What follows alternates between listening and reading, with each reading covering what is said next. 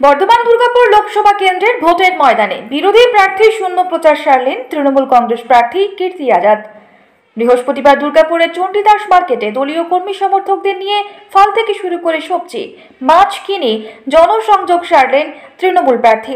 সঙ্গে ছিলেন দুর্গাপুর পূর্ব বিধানসভা কেন্দ্রের বিধায়ক, রাজ্যের মন্ত্রী প্রদীপ মজুমদার এবং তৃণমূল কংগ্রেসের পশ্চিম বর্ধমান জেলা সভাপতি বিধায়ক নরেন্দ্রনাথ চক্রবর্তী, প্রাক্তন কাউন্সিলর রাজীব ঘোষ সহ দলীয় কর্মী সমর্থকরা। এদিন সকালে ডেভিডিয়ার মোড় থেকে সাইকেলে করে বাজারে থলে নিয়ে চণ্ডীদাস মার্কেটে এসে পৌঁছান তৃণমূল প্রার্থী কীর্তি আজাদ। এরপর রীতিমতো দাম দর করে চলে বাজার।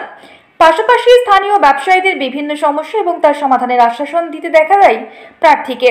কোন সমস্যার কথা কি বললেন আপনাকে যারা ব্যবসায়ী আছে তারা? কোন সমস্যা? এখানে এই বাজারের যে সমস্যা কোনো কিছু আলোচনা হলো? না, आलोचना नहीं। देखिए, आश्वासन दिलेन तादेरके?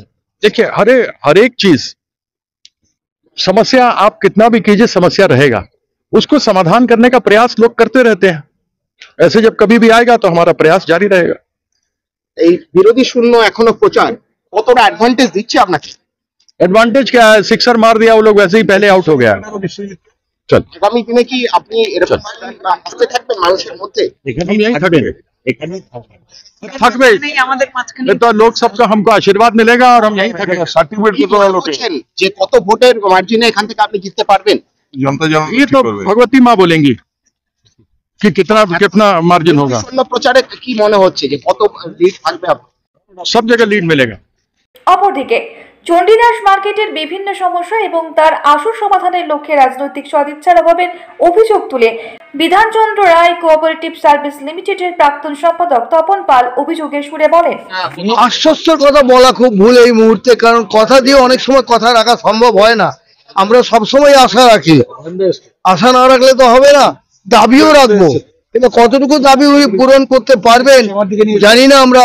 তাহলে তো আমরা একটু মনক্ষুণ্ণ থাকবো, কারণ ব্যবসাদাররা এখানকার অনেক ব্যবসাদারই মনক্ষুণ্ণ আছেন।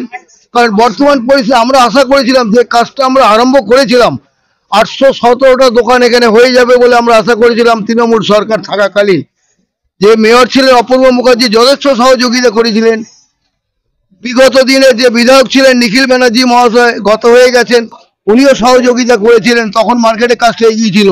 কিন্তু পরবর্তীকালে এই মার্কেটকে এগিয়ে নিয়ে যাওয়া গেল না কেন, সেটাই আমার রাজনৈতিক নেতৃবৃন্দের কাছে প্রশ্ন।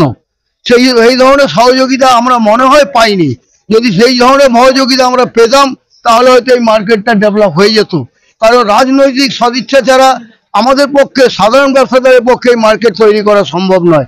এই মার্কেট করতে গেলে পলিটিক্যাল পার্টির সহযোগিতা প্লাস প্রশাসনিক সহযোগিতা ছাড়া এই এত বড় মার্কেট নিশ্চয় তৈরি করা সম্ভব নয়, এটা আপনারাও নিশ্চয় বুঝতে পারছেন।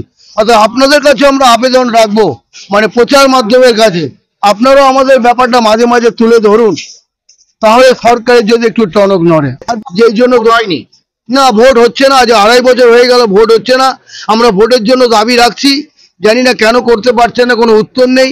এআরসিএস এর কোনো দায়িত্ব পালন ঠিক মতো করছেন না, সেখানেও আমরা খুব মনক্ষুণ্ণ। কেন ভোট হচ্ছে না সেটাই আমার রাজ্য সরকারের কাছে প্রশ্ন। এরা এআরসিএস কোনো উত্তর দিতে পারছে না।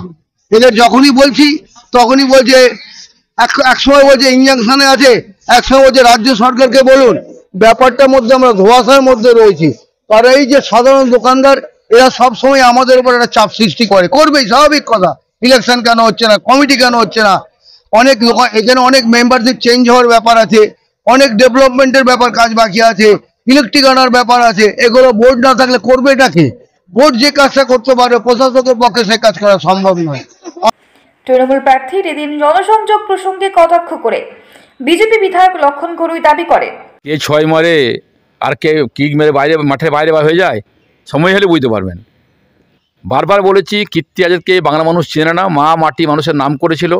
বর্ধমান, দুর্গাপুর, গলসি এলাকাতে তৃণমূল একটা প্রার্থী খুঁজে পায়নি, আর বিহার থেকে নিয়ে আসতে হয়েছে, গুজরাট থেকে নিয়ে আসা হয়েছে। একসময় যদি উনি বলেছিলেন মোদি বাইরের লোক, নাড্ডা বাইরের লোক, অমিত শাহ বাইরের লোক, আর কীর্তিবাবু কোথাকার লোক?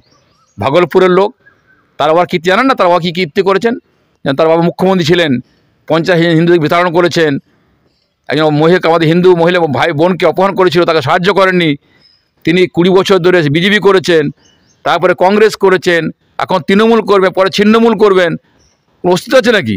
মানুষ নামেনি। তৃণমূল না নামেনি, তারা কাজ করছে না, তারা বুঝে গেছে হার নিশ্চিত।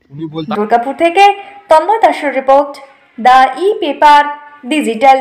DSMS, a premier management college in Durgapur. Admission open for hotel management, hospital management, tourism management, BBA, BCA and nursing. Excellent training and placement assistance. Join now. DSMS, gateway to success.